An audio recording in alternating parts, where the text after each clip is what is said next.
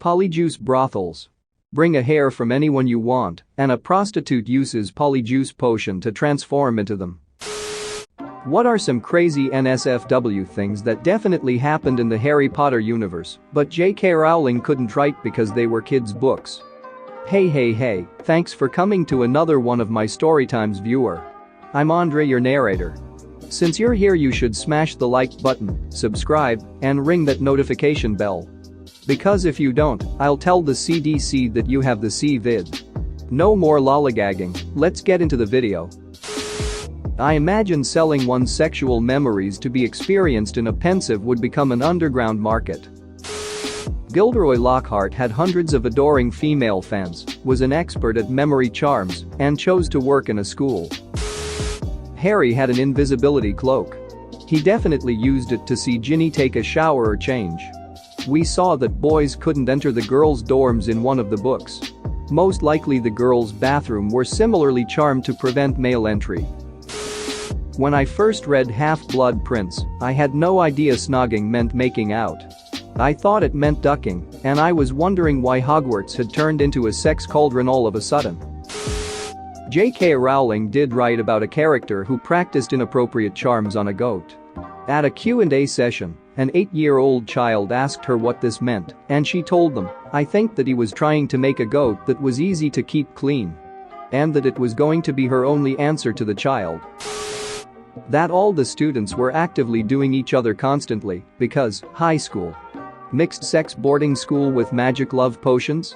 No brainer. I'm surprised none of the newspapers in the Potter universe ever talk about the likely epidemic teenage fertility crisis at Hogwarts. Now that I think about it, they were probably using this spell. Fetus deletus. In a deleted scene for Goblet of Fire, Harry wanders off after the Yule Ball, and it briefly shows students inside a carriage doing some smuggles things. In the book, while Ron and Harry are sneaking around after the ball, wasn't it described there were couples hiding in the bushes? Harry thought one the couples, Fleur and a Roger Davies, looked very busy to him. I'm guessing kids would take that as making out, but… Polyjuice parties where everyone mixes a personal batch of polyjuice and passes them around till you don't know whose you have. Everyone goes and hides, come back, then you duck each other all night long until the potion wears off, and everyone gets to laugh at who ducked crab. You know those kinds were having sex, they're teenagers. Hell, in the Marauders map credits for Prisoner of Azkaban, you can see a pair of feet between another pair of feet in a tiny closet, you know that was two people ducking. Edit. Also, Voldemort and Bellatrix Lestrange had sex. Edit 2. For those asking about my source for Bellamert, just puked in my mouth a little typing that, I would tell you, but apparently y'all are supposed to find out on your own. Tonks, 100% the result of a teen pregnancy and the cause of a subsequent shotgun wedding. In fact, thanks to a math error on Rowling's part, Andromeda and Ted must have still been students at Hogwarts when she was conceived, but this is never directly acknowledged in the books. Didn't the main villain's mom use date rape magic on his dad? I'm pretty sure that actually was written in the books, just not that explicitly. Short of actually using the words date rape, it was pretty explicitly stated. Merripp convinced Tom Sr. to take a drink of water on a hot day, which she had spiked with potion. She continued to give him the potion until she got pregnant, and considering he left the minute he wasn't under her influence, it was really obvious he had been tricked into staying against his will.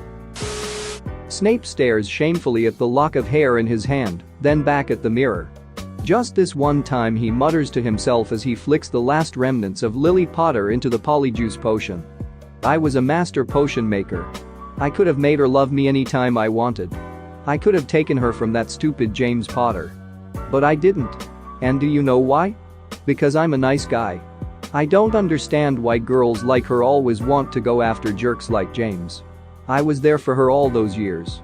Even after she was dead, I didn't join up with the cult of neo-Nazis with a snake fetish that tried to kill her son. Because I'm a nice guy. I will always love you, Lily. Snape tips Fedora. Paintings visiting each other's paintings for Nookie. I wonder how much it takes to make a picture that moves. Because if it's not much, then Fred and George were for sure selling amateur playboys that they drew themselves or got an artist friend to draw.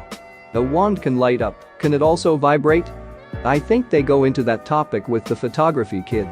You need to use some kind of special potion when developing pictures to make them move. That's for photographs, paintings are different. Also, magic photographs only move and loop the same image, they're literally just GIFs. Magic paintings on the other hand, can talk and move from frame to frame, and are basically sentient.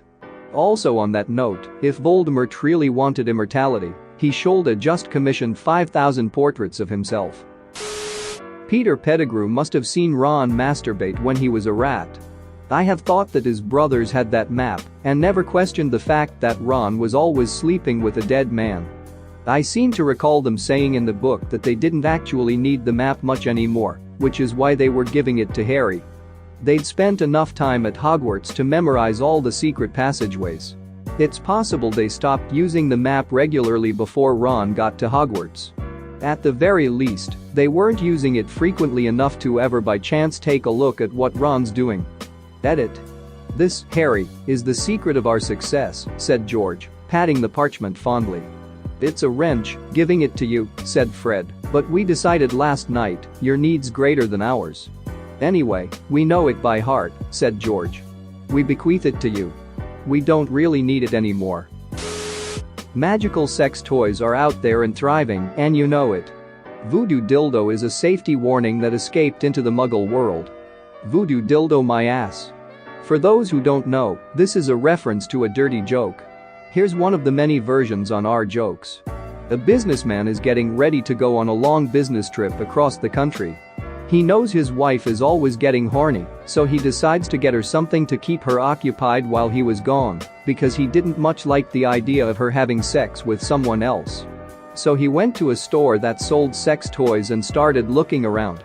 He thought about a life-sized sex doll, but that was too close to another man for him.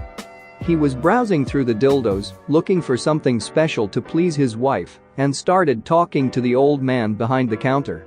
He explained his situation to the old man. Well, I don't really know of anything that will do the trick.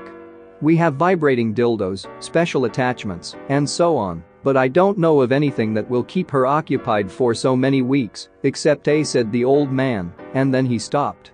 Except what? Asked the businessman. Nothing, it's nothing, said the old man. Please, tell me. I need something. Protested the businessman. Well, sir, I don't usually mention this, but there is the voodoo dildo, the old man said. The voodoo dildo? The businessman asked. The old man reached under the counter and pulled out a beautifully ornate old wooden box carved with strange symbols. He opened it, and there lay a very ordinary-looking dildo. The businessman laughed and said, "Big ducking deal. It looks like any other dildo in this shop." The old man said, "But you haven't seen what it'll do yet." He pointed to a door and said, "Voodoo dildo, the door." The voodoo dildo rose out of its box, darted over to the door, and started screwing the keyhole. The whole door shook with the vibrations, and a crack developed down the middle. Before the door could split, the old man said, "Voodoo dildo, box." The voodoo dildo stopped, floated back to the box and lay there, motionless. The businessman said, "I'll take it." The guy took it home to his wife, told her it was a special dildo, and that to use it, all she had to do was say, "Voodoo dildo, my pussy." He left for his trip satisfied things would be fine while he was gone. After he'd been gone a few days, the wife was unbearably horny. She thought of several people who would willingly satisfy her, but then she remembered the voodoo dildo. She lay down, placed the box between her legs, and said, "Voodoo dildo, my pussy." The voodoo dildo shot to her crotch and started pumping. It was great, like nothing she'd ever experienced before. After 4 orgasms, she decided she'd had enough and tried to pull it out, but it was stuck in her, still thrusting. She tried and tried to get it out, but nothing worked. Her husband had forgotten to tell her how to shut it off. So she decided to go to the hospital to see if they could help. She put her clothes on, got in the car and started to drive to the hospital, quivering with every thrust of the dildo. On the way, another orgasm nearly made her swerve off the road, and she was pulled over by a policeman. He asked for her license and then asked how much she'd had to drink. Gasping and twitching, she hastily cried, "The voodoo dildo. Stuck in my pussy, can't get it out, ah." Need dot dot to dot dot get dot dot it dot dot out, help me. The officer looked at her incredulously for a second and then said, yeah, right. Voodoo dildo, my ass. Thanks for watching.